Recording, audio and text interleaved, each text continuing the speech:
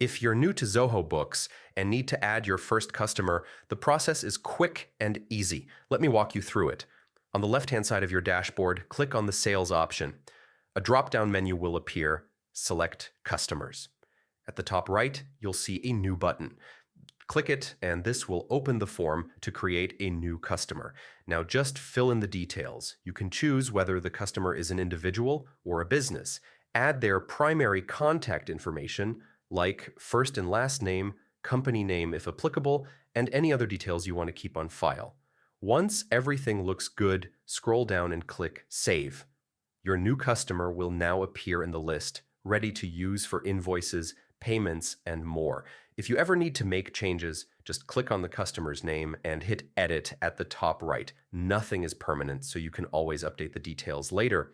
And that's it. You've successfully created a customer in Zoho Books. If this tutorial was helpful, don't forget to subscribe for more quick Zoho tips.